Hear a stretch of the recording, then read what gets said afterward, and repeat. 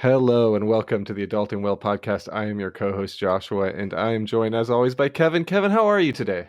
I'm doing well. 2 days in a row here, Joshua, and very excited about our guest tonight, who I've known for a very long time.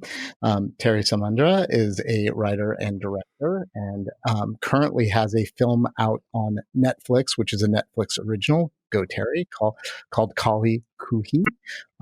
I watched it last night, and I can say it is amazing. She grew up between a rural village in India and a small farming town in Missouri, and then was also on the West Coast here in California, which is where I met her. She's done a bunch of other short films, KUNJO, ICE CREAM WALLAH, and The Short Tale of is it XUAN? Soon. XUAN. Okay. And she's had a lot of critical acclaim, and this Netflix original really, to me, is like sort of like an acknowledgement of how talented you really are. So I just want to say welcome to the program, and it is so good to see your face. I am so good to have you on. I miss my friends a lot right now. So yeah. You're so sweet, Kevin. That's like way too much kind words for. I mean, we just have so much history. We do. Where did you guys meet? Santa Rosa. But where? Like what the exact moment? What was it? I can't remember the exact moment. Terrie was her former partner is one of my oldest and dearest friends. And so Terrie was part of the young punk community. I mean, she's always been an activist and gets that from her parents. And her and my pal that she was with at the time were helping to raise her younger sister. And they had a child together as well. But we were just all super tight. We lived in the same neighborhood. Went to all the same shows and the same bars and the same. When you say activism, shows, though, and you got that from your parents, like what does that mean? Yeah, let's let Terrie tell a little bit of her early life, because it's really interesting. I mean, I guess activists, like, my parents, I mean, they were kind of hippies, but more they were like just radical activists, and my dad grew up on a farm in Missouri. He didn't live in a town or anything. Like, he lived far from town on a farm, and he just was, I don't know, he's a really curious person, and he took off and went to India. At that time, there were not a lot of opportunities to do things. So he joined the Peace Corps, and he went to go live in rural Punjab to work with local farmers, and like learned a lot. And he was part of this. I've gone back many times to where he lived, and he was part of this cooperative, because there's a lot of labor cooperatives in India. Actually, right now, there's the largest 250 million people are striking in India. It's the largest labor strike that's ever happened in the history of time. Oh, wow. And yeah, it's massive. And so anyways, my dad went to India, and it was there that he met my mom. And they had, it was a scandalous romance, because my mom was expected to, have an arranged marriage. And my mom just was super rebellious from a very young age. And then when my dad came back to the U.S., like, his visa was up, at some point my mom got on a plane and left. And like, she'd never been on an airplane. There's so many things she'd never done. But, she's just like, they were both just very curious people. Yeah. And so then my mom came to the U.S., and, she was expecting to go to like LA or New York or San Francisco. But instead she ended up on this farm, which was, interesting, because my mom also comes from a rural community. So I think in many ways, although they had, they're from like other parts of the world, they actually had a lot in common. And, I guess when you talk about activism, I think it's more like the personal is political, like the way I grew up, like, before like the term DIY, we just grew up, like, my dad taught me how to, we never went to the mechanic because he grew up on a farm. I learned how to fix an engine, change my own oil, change my own tires. Like, we grew our own food, we made our own furniture, all that kind of stuff. So I think just those, and then of course they were super politically active and took me to marches. And my dad was a Marxist and stuff. So, it's just kind of, I guess, part of And that was you didn't separate your kids from your life. So, I grew up like people would come to our house, and I remember just like these debates and conversations. Oh, wow. And, you just fall asleep and there's like all these weird activists in your house. That's amazing. I didn't have that in my house. Kevin, did you have that in your house? I had a lot of loud talk in my house. I'm not positive that it was activism. My dad was always very sort of like had his things he believed in. And, I think my biggest, if I'm going to honor my father, who we all know passed away in July, I think the thing that thrilled me the most about my dad is when he retired, is he was a volunteer at Catholic Charities, and he used to do the check-ins for people that were undocumented and really frightened to come get services. And his last Facebook photo had a Black Lives Matter ring around it. So whatever happened between my youth and my adulthood, my dad, I mean, he was always liberal, but he was really like no bullshit by the time he died. Whoa. So, but some of the places that Terrie and I hung out and talking about the activism was, going to marches against the U.S. invasions of a few different countries over the years, including Afghanistan and Iraq. And, we also, she was very involved in the political punk community and brought sort of that like peace and justice part of it to us in many ways. And one of my fondest memories, Terrie, about you and your mom and Joe and scenery at that time was we would go to Gilman Street. They introduced me to Indian street food. I had never had it before. And there's like a street food place that's grown a lot since then called Vic Chat in that part of Berkeley. It's on 6th Street. It's not far from Gilman Street. It's right off University. And I had never had food like that before. And like, they knew I was vegan and they pointed to me all the vegan dishes. And it was just really like a truly amazing experience, because it was like my introduction to,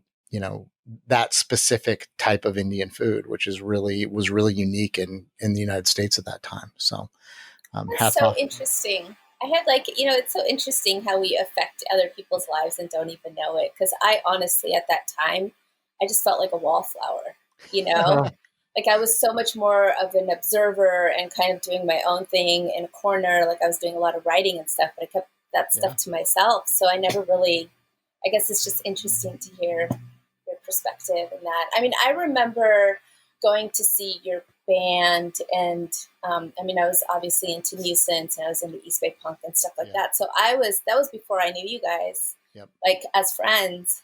And then at some point, I clearly remember the day that I became a vegan. I think like I went to Baskin Robbins and they were like, we're going to have our last hurrah. So there was like, these points that were markers. But you guys were definitely like, I don't know, not the older kids, but a little bit older. Isn't that fascinating though, how you don't know your impact? Like that's really, that lesson in life has really taught me to kind of be on my best behavior all the time, because you never know, who you're helping, right? Like you never know who you're inspiring. You just have no idea until sometimes years later or something. So I love that.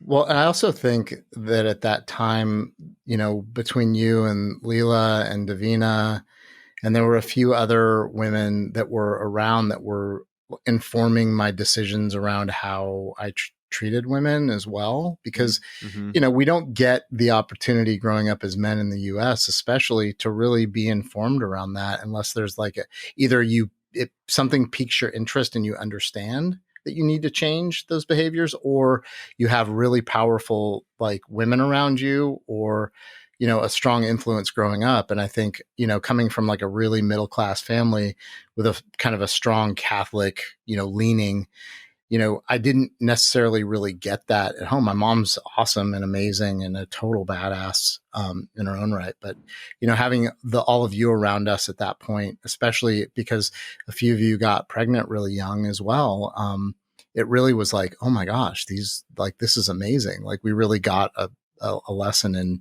sort of like feminism really at a young age. And so you maybe thought of yourself as a wallflower. I always thought of you as like inspired and like really thoughtful.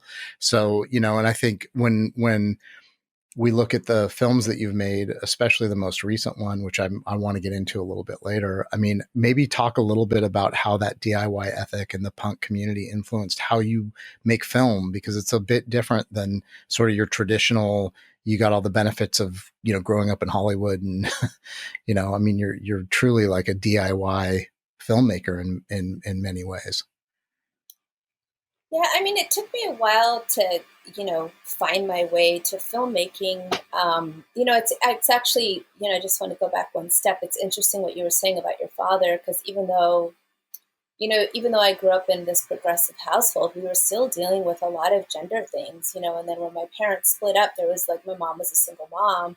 So like my relationship with my father became tumultuous. And I think it speaks to the fact that people are complex, you know, and he also was a young man who didn't, you know, didn't grow up with, you know, probably like certain tools of how to have conversations about relationships. And my mom the same. So it's like, it doesn't, you know, we're all just so complex and we're always learning. And anyways, I wanted to, you know, condolences about your dad too. I remember your mom and dad so clearly. But as far as like the DIY stuff, I mean, I'll be very honest. I'm actually constantly, and I think Larry Livermore talks about this in his book.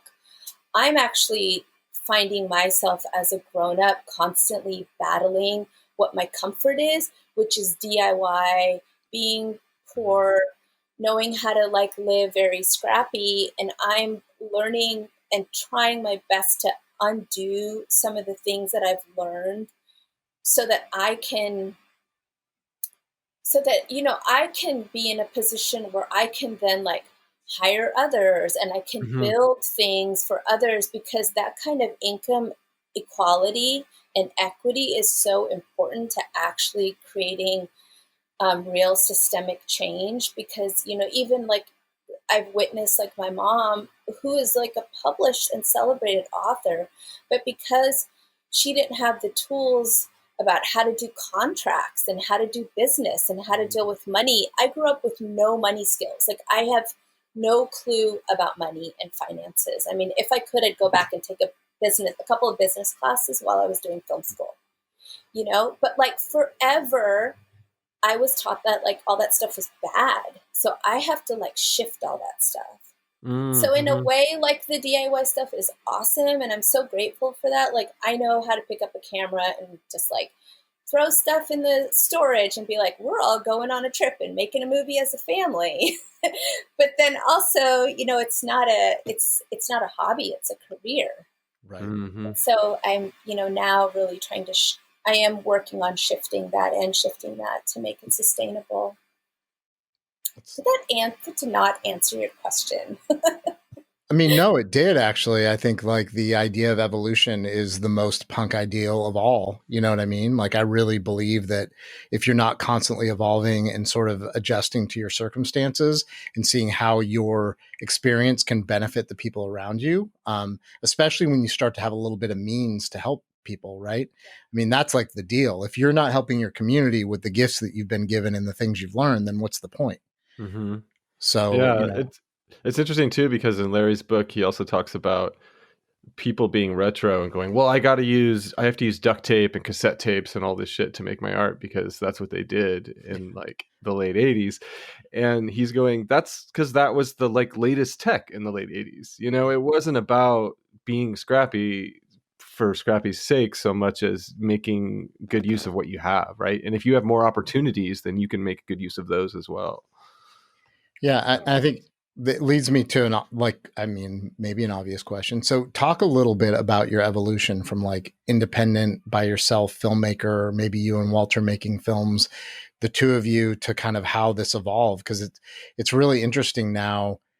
I mean, like I said at the beginning, I love the movie. So, you know, there's that. And I'm like a big horror fan. So that it was just like, it touched me on so many levels. Like, but talk a little bit about your evolution, you know, just kind of how you got to where you are. Cause it's a pretty amazing story too. Well, let's see. I mean, I just, you know, I went back to school, but bunch of things happened in my 20s. You know, I did that whole like windy path thing, which I actually think is great as an artist, because then you just have this well to draw from, especially if you've made quote unquote mistakes, because then you just like understand the human experience, and you have empathy, you understand character, and you've been through the tunnel and out the other side a million and one times, right?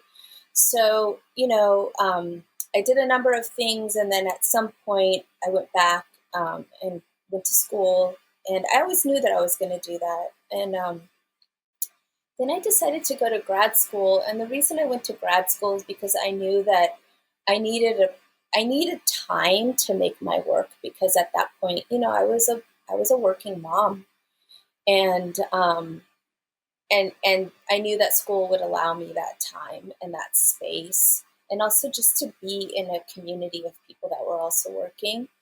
But there was also like a lot of pressure when I was the only parent in my grad program, and it was like, I didn't have as much time to just kind of meander around. It was like, when I had the time to work, I had the time to work, because once I had KAALI, that was it. Like, I was also a mom and working.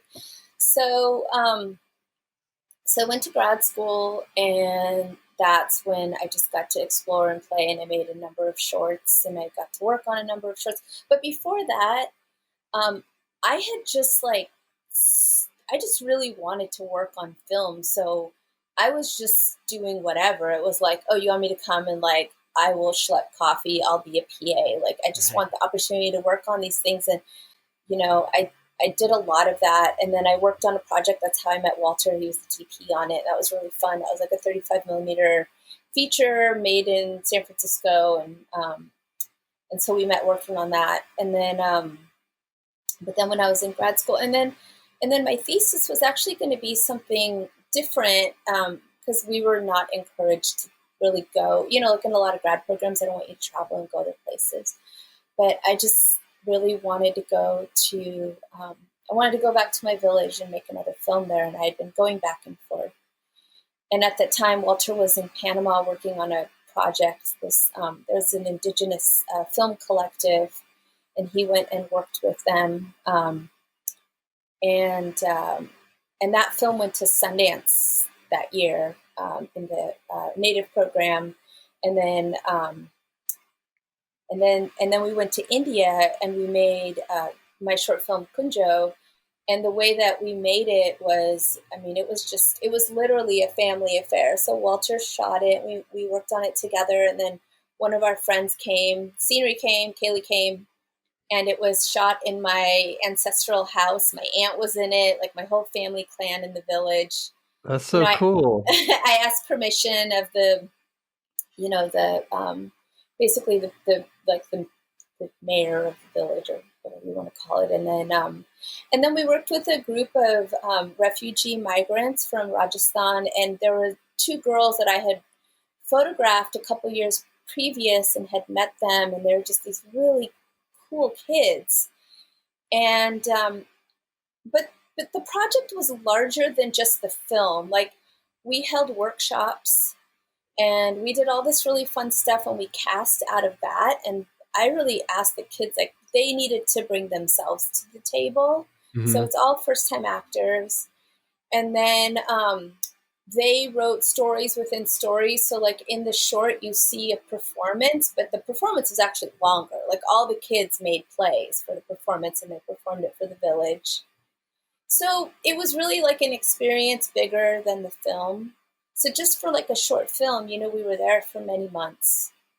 And then we brought cameras too, because I wanted the kids to have the experience of filming, because I'm very aware of the privilege that I have of being able to go back to my village and be like, I'm going to put this camera in your face. Like, I try to be really mindful. Like, who gets to hold a camera? Who gets to tell the stories, you know?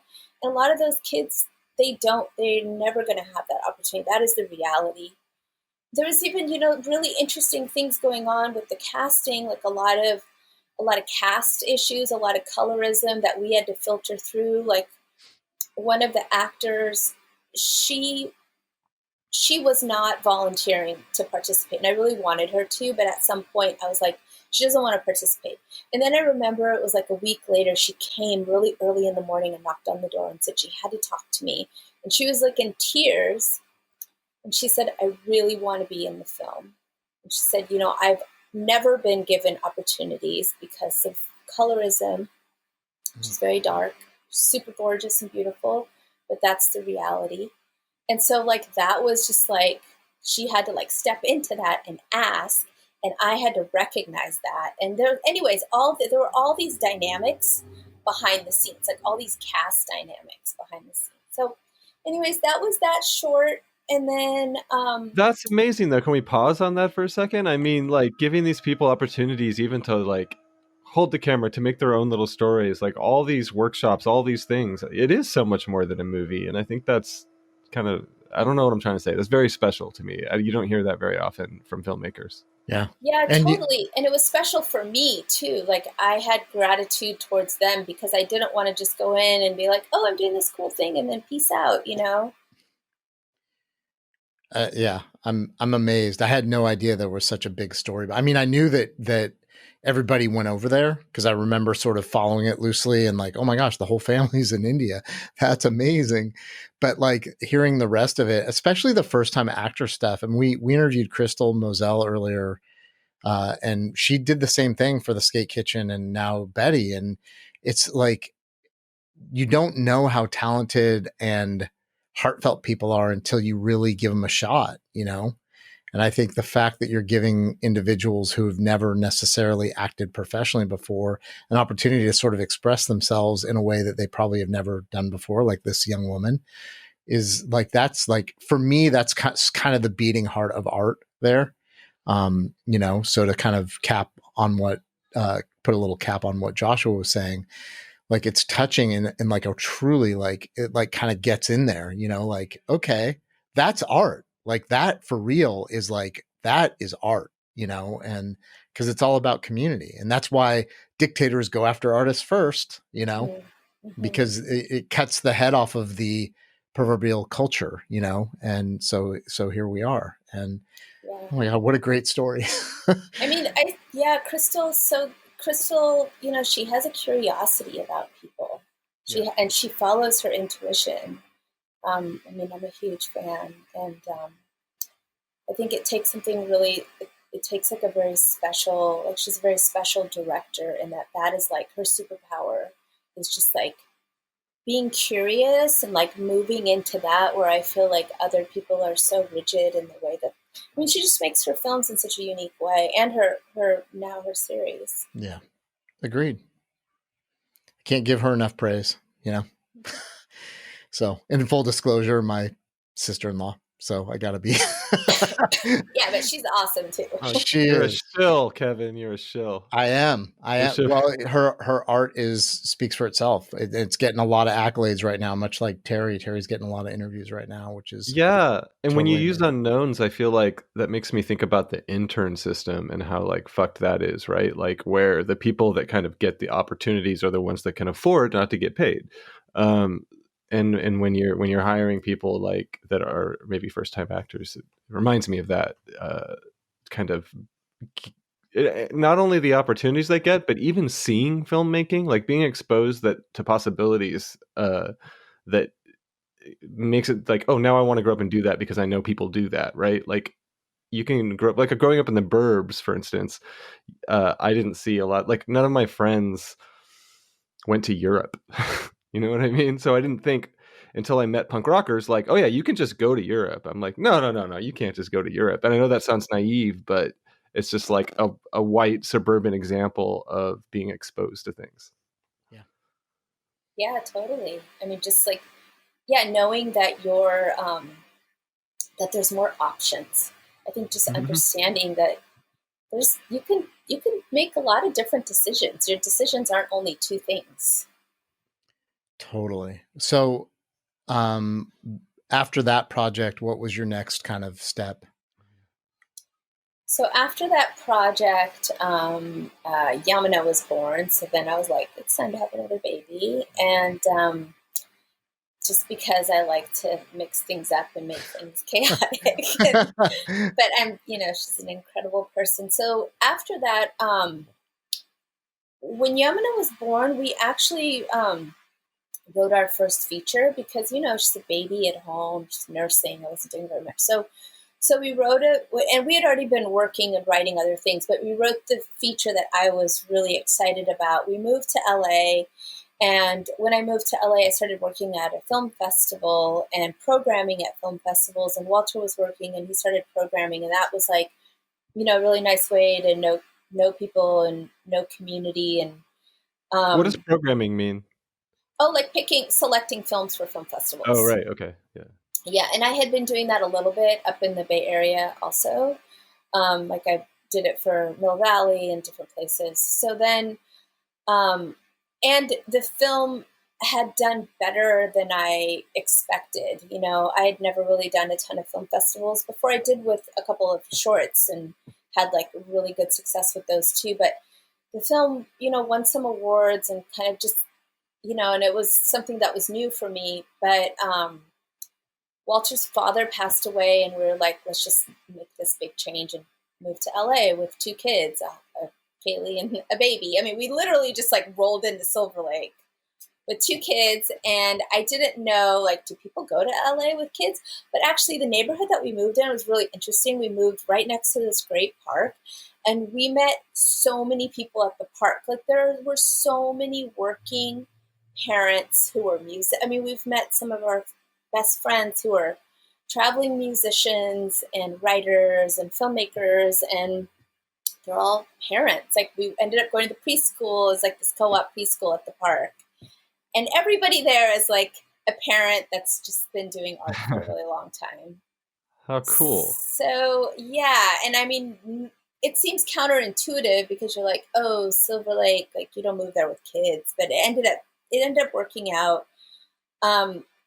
And not to say it didn't have its issues, but again, like I said, I grew up poor, and I knew how to be resourceful. Like, I've grown up like, you don't have money, you know how to go get food stamps. You don't know. I mean, I was, I had a script that went through the Sundance Lab, and at the same time, I was still cleaning houses and babysitting. Like, you just make it happen. Mm-hmm. You just do what you need to do. Like Walter would be on a shoot one day, and then he would take like a construction job another day. Like you just do what you need to do. You just trust. Like you have to just almost be a little bit like nutty in a good way. Like yeah. It's like you're writing a really fine line between like letting go and fully trusting, and it's like a magic trick that you do to yourself. Right, because you're holding like, oh, this is stupid and impossible with this is going to all work out. Like this is definitely going to work out. And you have to hold them both in your head at the same time.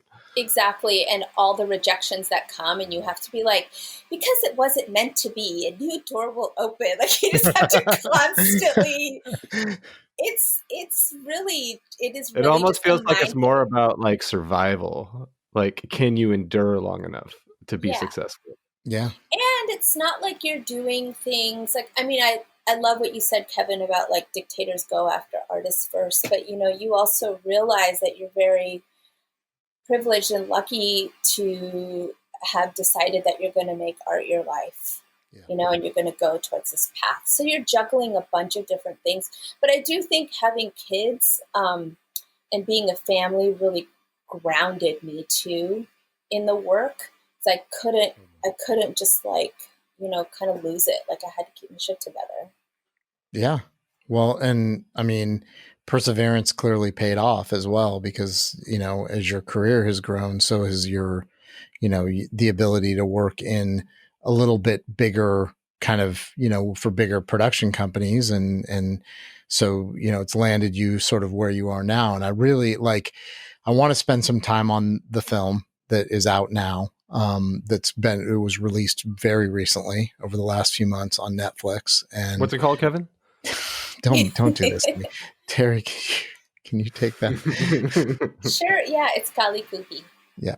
And I had, like I told Terrie before we started, I had been putting it off because I wanted to be able to not fall asleep, because I'm always like, I have these high aspirations, and then I get up at 6 a.m. So I only have a certain limit on what I can kind of get through in any evening. And I'm really glad I waited, actually, because it's fresh. And,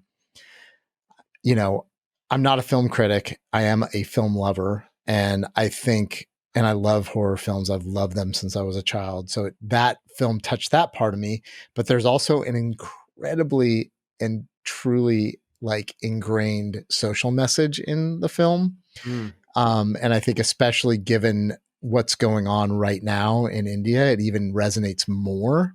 And I've seen some of your posts on social media, and you talked about it at the beginning. I mean, the biggest protest by workers in the history of the world is going on right now, along with a government that's trying to really repress certain religions that don't fit into what they think should be part of the culture there. And, and then here's this film that comes out in a very timely, kind of manner. And I'm not even sure you could have picked a better time for it to come out, really, given the underlying social message. So I just want to hear from you about the process on this. And, I don't need to sit here and give you accolades till the end of the show, but I fucking loved it, and I'm not going to deny it. And I'm going to do a ton of posting about it over the next few days, because you're on the show now. And it got me. And I was like, I can't believe this is my lifelong friend that made this movie. Holy shit. Oh my God, Kevin, you've got me so hyped. So I haven't seen it yet. Gotta watch it. My wife loves horror movies. So now I watch a lot of horror movies. Yeah. And do yourself a favor and don't watch the We're going to watch it tonight. I can't wait.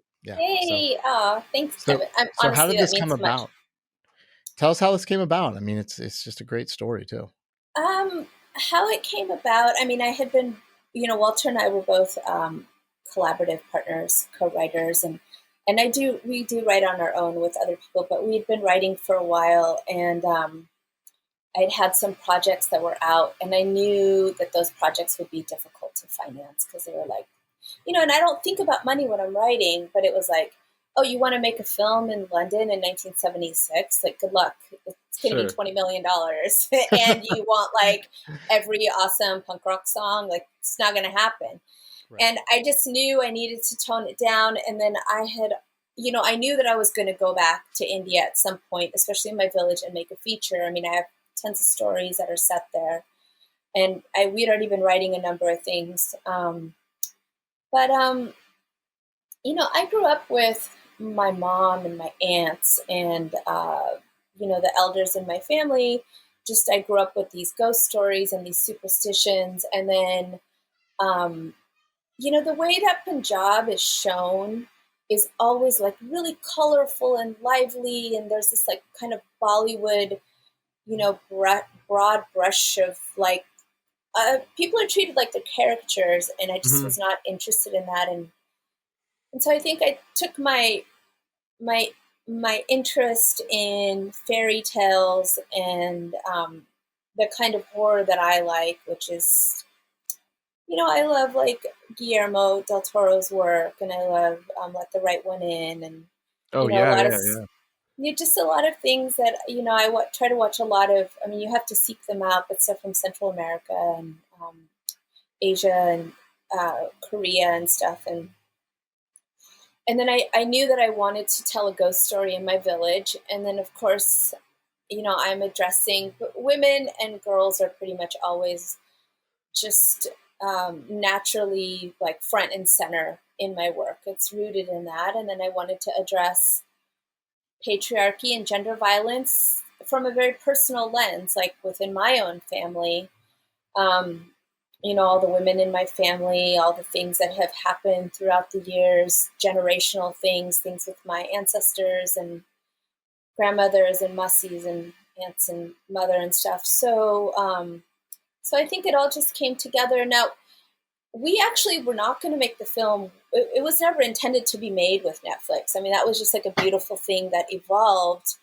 But when Walter and I wrote the film, I mean, I was literally planning to go to India and make it on our own with obviously with a producer, but a small chunk of money.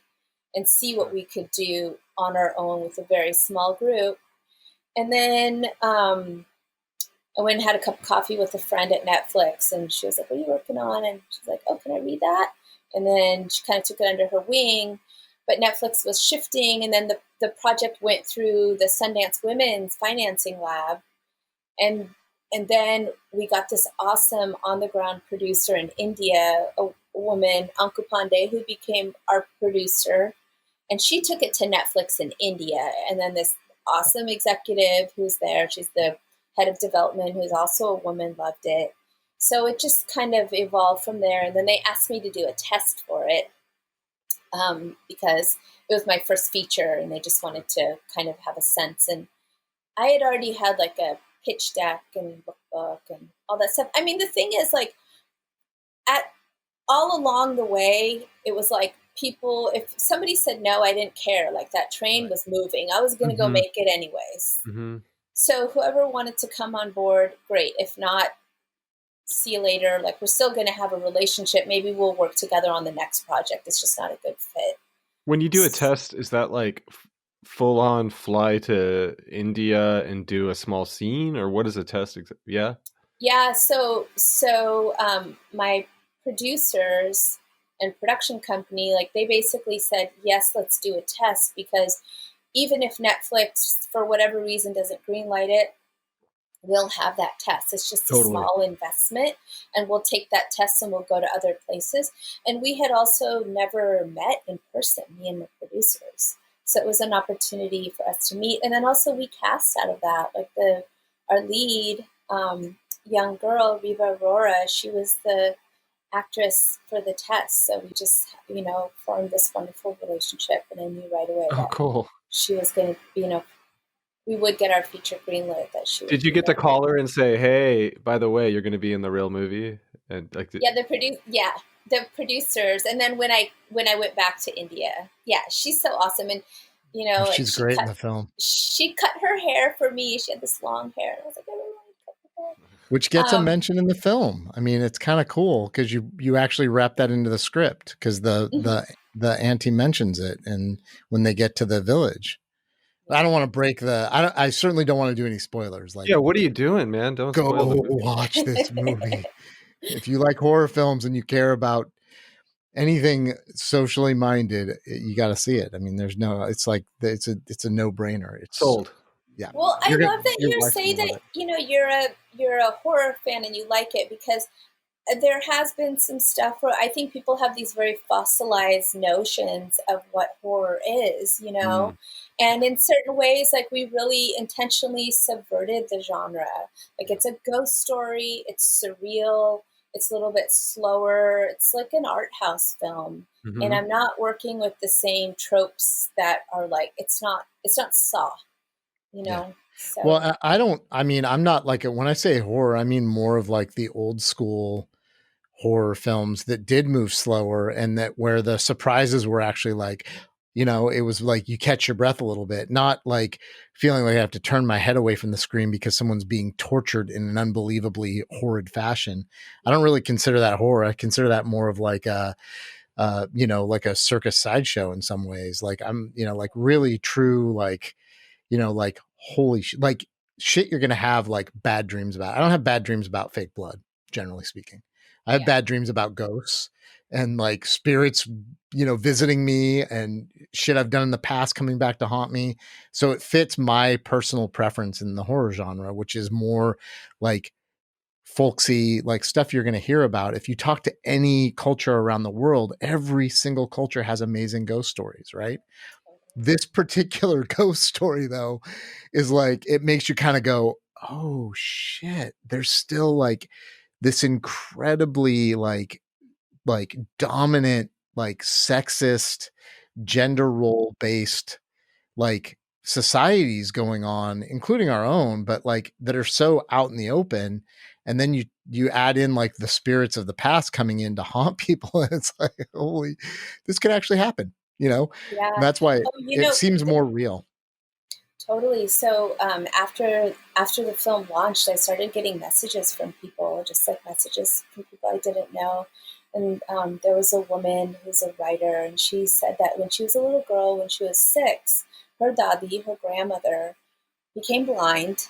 And she said she remembers when they would stay with her, she would have nightmares at night, and she would like wander the halls.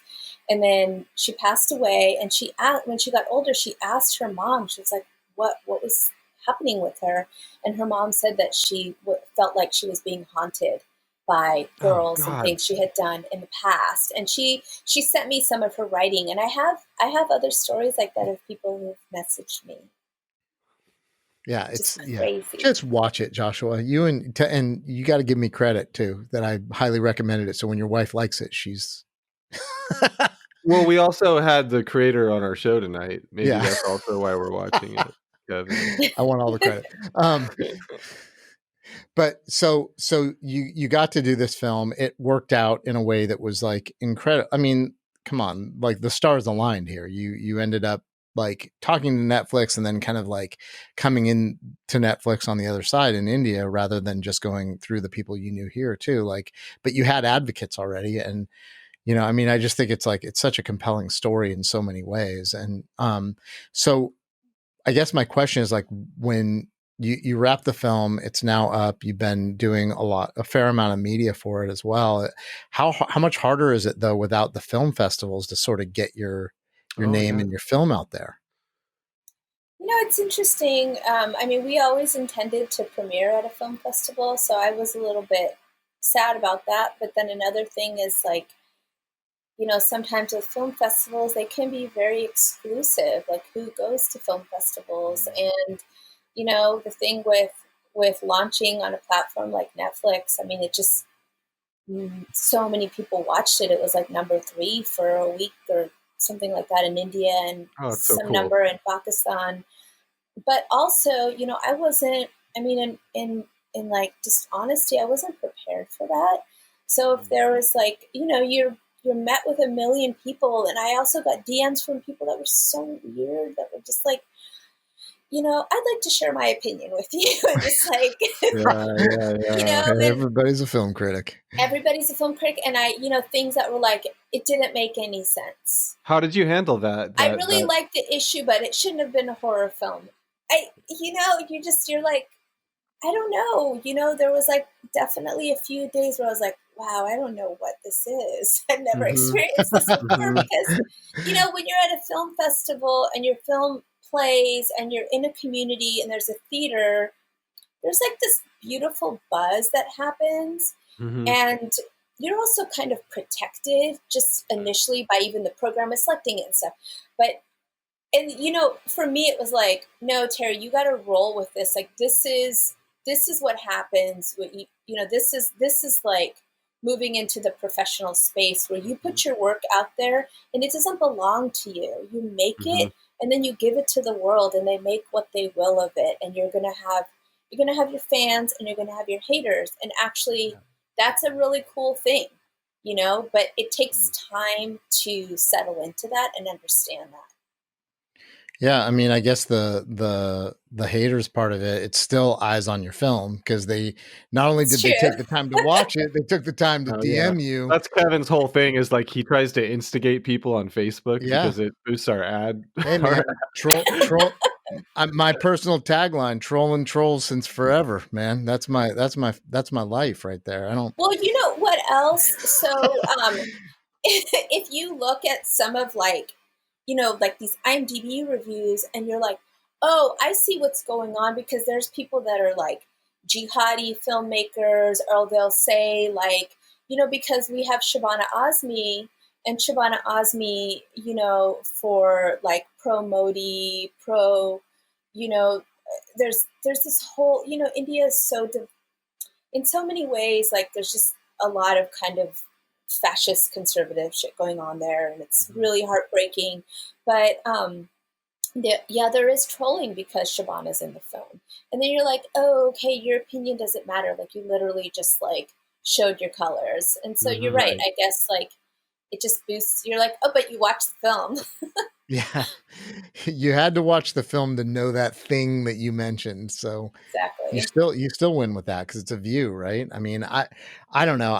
Joshua and I have differing feelings about going after trolls too. And I will say that I got into something which is interesting. Like I guess this is coming up for me and I'm remembering it because I'm watching all the stuff going on in India and we're getting our filtered version, obviously, here in the US.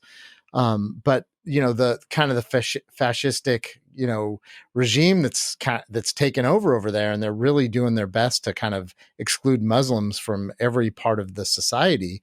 I got into a thing with a guy that was a Holocaust denier on Instagram, and the good news is the guy whose post it was ended up shutting down the comments and basically deleting everything.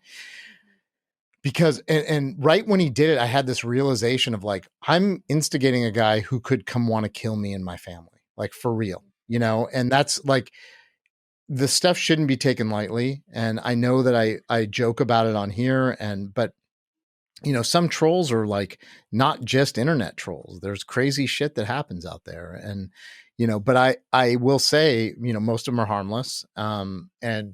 But the fact that you're getting people to have a visceral reaction to your work, regardless, is a great achievement for any artist. I mean, it really is. And the fact that they would I even just don't feed them. Yeah. I don't react at all because it's just like I don't have time for that. And I've made time for there's been especially like lots of young women have reached out to me and we've had so many beautiful conversations. And there's these two young Punjabi filmmakers in London who like asked me to be a mentor. So it's like, that's what I'm interested in. And I'm, it's like, I have so much work I want to do. And this film was, made for my community. Like there's, nuanced, layered Punjabi things in there that I don't explain intentionally because it's for the culture. And so just all that other stuff. And what's really interesting, Kevin, talking about trolls, it's also like a form of negging. So there's this young guy, and actually I'm going to just block him today. So initially he said to me, I want to give you a bunch of advice. And he like wrote this thing and it was like, it was. Yeah, see, I'm already out. Yeah, already out, right? But then I just I think I forgot about deleting it or whatever. And then 3 times now he's messaged me to collaborate and send me ideas. So it's just like a form of wanting some sort of acknowledgement and connection and this like negging thing. So it's like, you just cannot give it any mind. And I forgot, there's like this artist, I forget what he says, but he's like, if I didn't have my haters, I really wouldn't be who I am. Yeah, it's true. I mean, it's sort of an inherent thing for me. I've been doing it since way back when you first met me. I mean, we would have full on arguments during our shows when I was in Engage and Siren with audience members. Yeah. You know what I mean? And listen, I love debating. I totally get it. It's different though when people are like in full flight from reality. And, that's where I feel that the problem is with people like Holocaust deniers. And I use the word deniers very purposely because they call themselves revisionists and they hate being called deniers. And so I purposely use that term over and over again in this argument. I kept saying, okay, denier. But it's like, the reality of it is I think your path and the way Joshua has handled this as well, by not even engaging on social media, is the but that's because I'm too I couldn't handle it. Like I was too sensitive. Like I just had but it encourages better mental health, if I'm being honest. Like yes, it did. It certainly did. I can say all I want and defend myself for like kind of fronting these guys off. But the fact of the matter is they front themselves off by their idiotic posts. I don't need to say anything about it. But sometimes I just can't help myself. Deplatforming is my thing. I mean, Kevin, like when you were having conversations with people like at shows, like with Engage and Siren, those are in person. Those are people who come to the show. I just feel like, because I love debate. I was actually in debate and Model UN when I was in high school. Like that's how much I love debating. Like I was like in those clubs and we would travel and just, it's so fun. But I don't actually feel like you can have really interesting, nuanced, constructive conversations where you're listening back and forth and building on that. Right. I think it's important, but I don't know where that's existing right now. It's not online. I mean, that's no joke. I think people are hopefully having it in their kitchens and, at their dinner tables, and I think one of the things, I mean, we talk about stuff at home all the time now, and it's a very different, it's obviously a very different point in my life, but there's definitely things that I disagree with my immediate family on, my wife, and we live in a extended family household. We have another another unit on our property, and her mom lives there. So we're not always in agreement on everything politically, but it's great to have those conversations, and they are like way smarter than me. So I get to learn a lot, one thing I want to acknowledge, and we have obviously an incredibly long history and have been sort of in and out of each other's lives, on and off for, going on 30 years, which is incredible. And, so I just want to say Scenery and Terrie, Scenery's sister, also worked on Crystal's show, and I think still does on the music part of it, right? I'm not sure about second season. I don't know what's happening in the second season. But Scenery loved working on that. Well, I mean, it's really interesting that both of you ended up in the film industry, and obviously Scenery's got she does music for shows, and she's got incredible taste in music. I mean, she always has. She was always a little ahead of all of us, even though she was quite a bit younger. But Scenery and Terrie were one of the few friends of mine that came actually in person to visit me when I was incarcerated. And, we've talked about it a little bit, but from me to you on the show, and it's been an emotional few shows with my dad passing. And then we talked about a local kind of who I consider a folk hero in San Francisco passing away a couple weeks ago. But I just, on a personal note, like, I can't tell you how much that meant to me. Like, to have a little bit of support. And that was like literally the darkest time of my life. Like, without, there's nothing that even compares to it.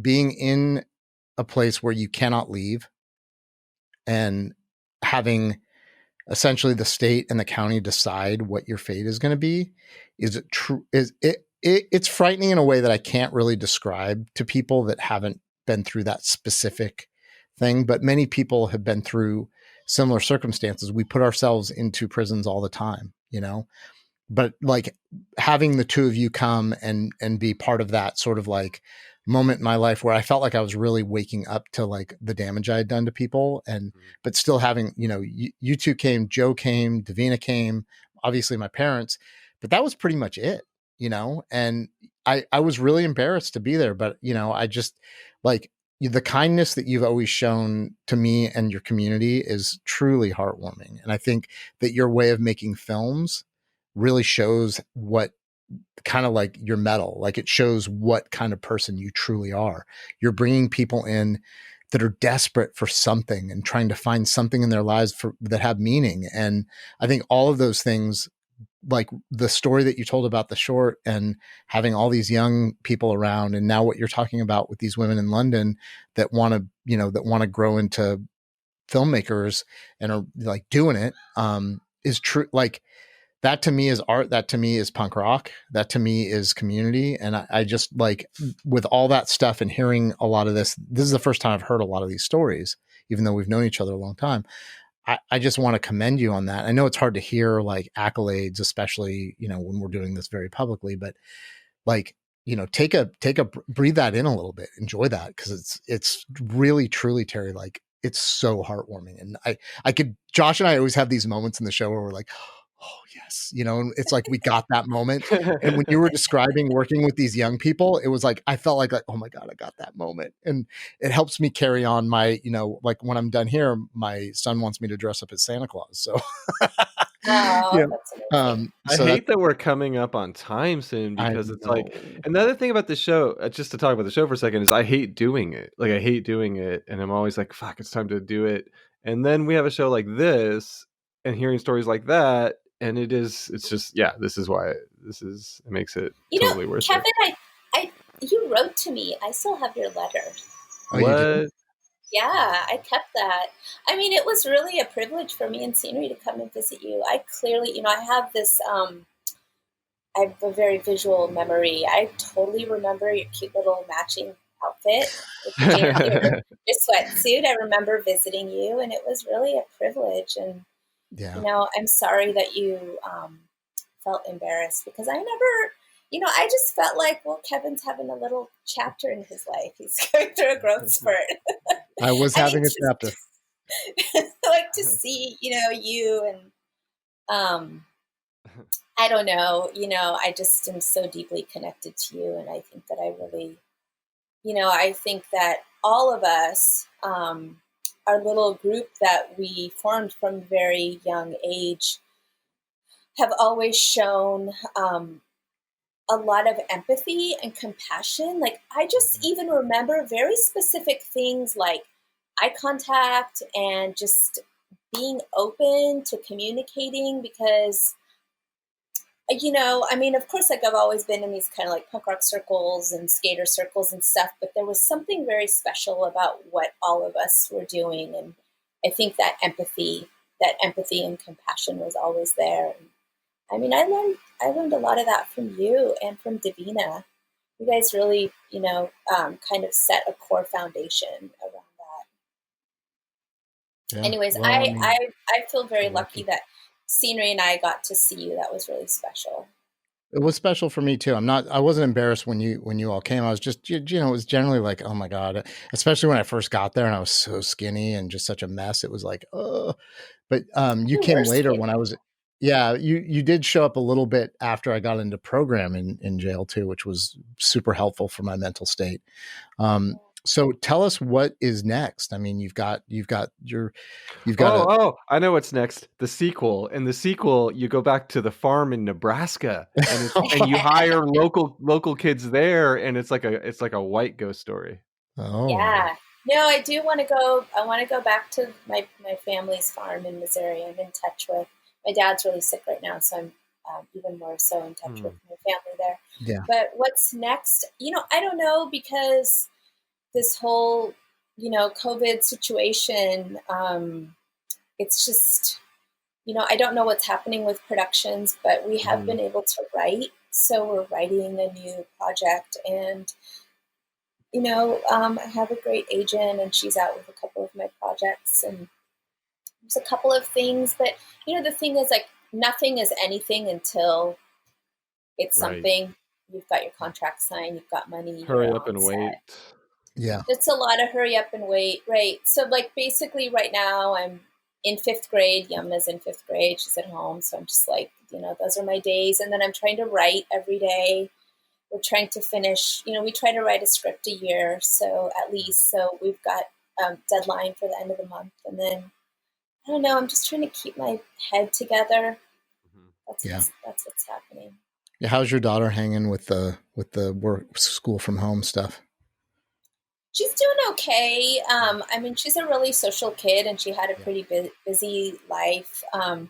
She's been doing this volunteer program at this barn where she works with horses, and so last week they shut that down. And then, you know, she still does she's a classically trained Indian dancer, and she's been doing that for 7 years now. And they've been doing online classes, which is really difficult because it's such a specific dance form. So she's doing like a Zoom class. But you know what's really interesting about her is she has done a lot of things where she's going through kind of like a new renaissance of drawing. It's like she's almost self-taught. She's found these videos where she's learning art and drawing in a different way on her own. And I've realized that she's, you know, kind of learning how to self-cope. Like, she's not so dependent on me, you know? Yeah. That makes sense. And, you know, I mean, she's an absolutely stunningly beautiful child too. And it's just like amazing, the photos and watching her kind of interact, especially when she has the opportunity to be with KAALI as well. It's really amazing, their connection. Oh yeah. They're I feel so really lucky that I get to see and talk to him now because he's up here. You know, like I'll call Joe because Joe and I talk all the time. I'll call him and be like, you know, Kaylee's in the background shouting, "Hey, Kevin!" You know, it's just so great. Like you know. Oh my God, I've been trying to get Kaylee to come back and live with me, but he's pretty determined to be up there. Like, you know what's funny? Yamuna is also like, can we move back to Santa Rosa? They're just like, they both are just love Santa Rosa. It's a pretty unique place. It is. It's so special, and my mom's still there, and of course Leela, who's like my sister, is there. So we try to go all the time. And you know, like Yamuna's skateboarding, so we do have a skate park near our house that nobody goes to. So she's able to, you know, kind of get out a little bit, but man, we just like are in this new kind of lockdown. I'm so over it. Us too. Well, send some video so I can forward it to Crystal. Maybe she'll put her in the Betty show. Oh my God. You know what? She looks like, oh my gosh. And we follow her. We watch her because Yamuna watches her skate videos, the woman with the long hair. Oh yeah. Yeah. She does. It's totally true. Well, Terrie, I just want to thank you so much for coming on. Like, this has been incredibly inspired. And like, like I said, it was so nice to hear the stories firsthand, and kind of delight in them for the first time, as well as like, because it's so different watching on social media how things play out. And I just want to like say thank you for working with, you know, getting women into film. You know, it's like, we need it. We need everybody to be telling their stories, and, you know, and the only way to really do that is to tell them. And so having people come out of their shell and do it is just such an amazing thing. And, you know, I cannot recommend your new film enough. I just think everybody should watch it. Hopefully Joshua will watch it tonight. I'm watching it tonight. Everyone's going to watch it. Everyone who listens to this is going to watch it. Are you kidding me?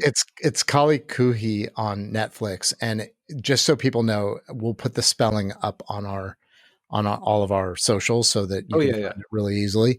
And it's not gross horror. We'll put a link right to Netflix. So you can just click, go right to Netflix and watch it. There's so much more I want to talk about, but you know, you can obviously put it in your queue too. Like if you can't watch it now. Okay, one thing I should say, if you're able to, I mean, if you're not able to, I understand, but if you're able to, so for some reason, the default in the US sometimes goes to an English dub. Try to watch it with the subtitles. Watch it. Also, if you're listening, I forbid you from watching it with an English dub. Actually, anything with an English dub. Just. But for some reason, that has been defaulting a lot for people. Okay. Mine came. Well, I have I'm set for subtitles. So, in fact, let me take it a step further. If you watch this movie with an English dub, you can unfriend us and stop listening to the podcast. I'm going to do the Facebook. We don't even want you. We don't even want you. From now on, you can just unfriend me. You know. So, no, but it's really truly amazing, and hearing the story of how it was made makes it even more amazing. And so, well, we have a few admin things that we have to announce at the end of every show, because we give our Patreon money to Hospitality House San Francisco, who helps individuals that are suffering with mental health issues, as well as substance abuse issues, get things like art therapy. So they do art therapy and music therapy. They also have a shelter in San Francisco. They've been around for almost 50 years. And they are just a truly grassroots organization where they use peer-based counseling. So we love them, and we give them as much money as we can. And so Terrie will also post all of your links to your other movies and your actual website, and your social media, so people can follow you, and we will implore them not to troll you. Well, it'd be nice to connect with them too. Yep, exactly. And so we really appreciate it. And what a great hour. What a fantastic hour. Yeah. Yes, thank you so much for coming on. Yeah, no, thank you. It was really nice. And we could chat for much longer. Yeah, we definitely could. And maybe we will again someday. Thanks for listening, everybody.